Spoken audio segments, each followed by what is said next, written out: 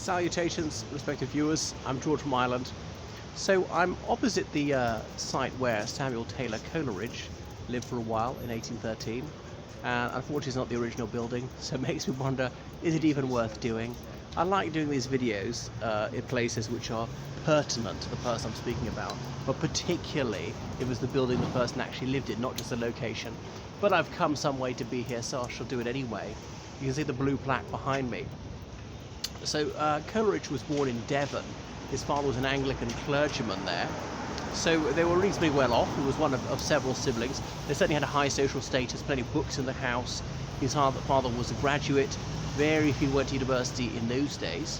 So he had a good schooling. He was born in 1773, so shortly after the close of the Augustan Age. The Augustan Age died with Jonathan Swift in 1745. That's to say, an era in British literature. American literature was only just getting going, and Ireland, even though we weren't part of the United Kingdom, when writing in English, that was British literature. Swift, obviously, is a Dubliner, but spent some of his time in England, born in Ireland to English parents. Now, if people are writing in Irish or Welsh and so on, does that count as British literature or not? It's questionable. Anyway, so Coleridge, he went to Cambridge, and he came down, and despite being brought up an Anglican, he converted to Unitarianism, a different type of Christianity, and he seriously pondered becoming a Unitarian minister. He was an assistant to a Unitarian minister for a while. Unitarianism is a type of Christianity, a type of Protestantism that doesn't believe in the Trinity, so he's a dissenter.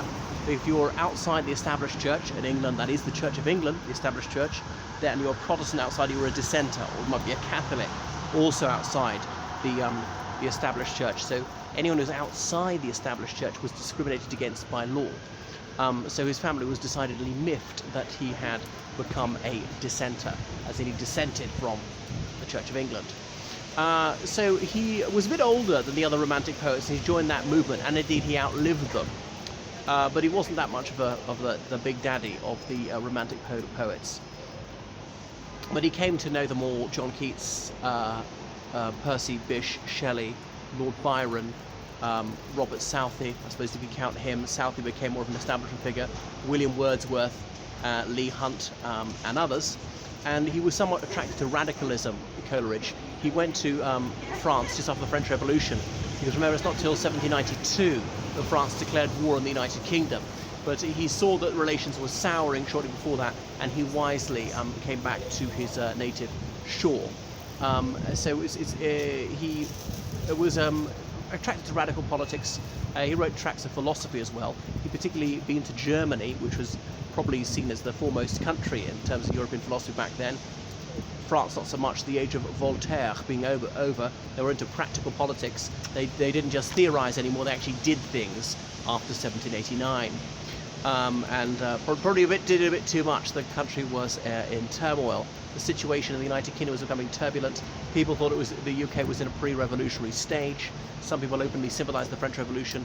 Coleridge was impressed by it, but began to see it was going very badly wrong, and lapsing into the Great Terror and tyranny and dystopia. But anyway, he wasn't as political as some of the others, and unlike the others of his literary circle, he didn't reject Christianity. As I say, he remained a fervent Christian all his life. Whereas some of them not only disliked the established church, disliked churches generally, thought Christianity was bogus, or indeed thought religion was a big scam. That's what Shelley did. He thought it was a con by the wealthy to trick the poverty-stricken into accepting their plight. Something that the Marx was obviously to echo those sentiments a generation later.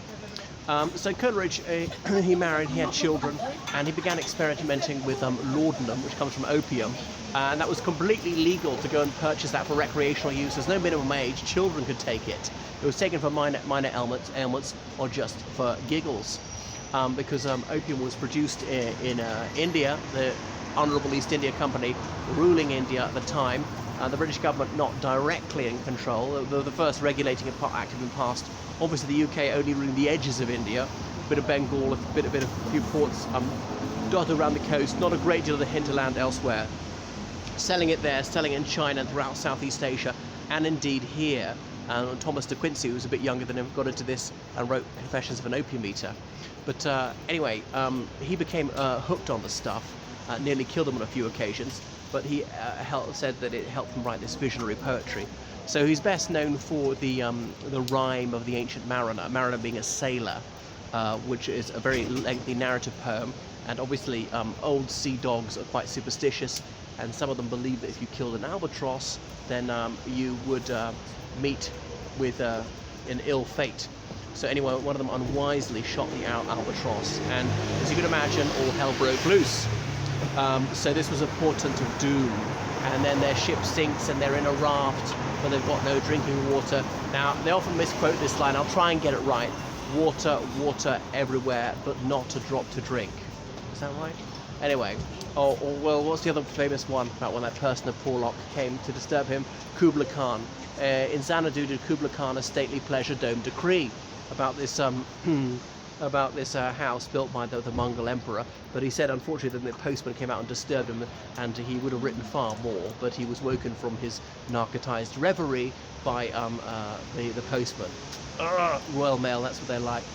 So he lived on into the 1830s. I can't remember where he's buried actually, but that is Samuel Taylor Coleridge, who's one of the best loved versifiers in the English language. When he was young, the one really making the running in poetry was probably William Cooper. I know it's pronounced Cooper. He's quoted in some of Jane Austen's novels. But even for a very, very religious age, Cooper was seen as a religious maniac, and indeed was detained as a lunatic for a while. But he wrote some poems, was it God moves in mysterious ways, his wonders to perform, and rides upon the storm and all that kind of thing. Writing poems about Boudica, writing poems about slavery, because Coleridge was dead against slavery as well. But he tried to move on from him, celebrating nature, thinking things were wild, people were born good. So the values of the Enlightenment, although, as I say, not spurning Christianity, but questioning authority, not thinking just because he's a Christian he should automatically accept the order of things as settled about the king and lords dominating the masses. So that's Coleridge. Lost some of his radical fervour towards the end of his life, as is usually the way. So that's enough about Coleridge. He's buried in North London. I think it was opposite Kate Moss's house. I must visit the church. Toodaloo.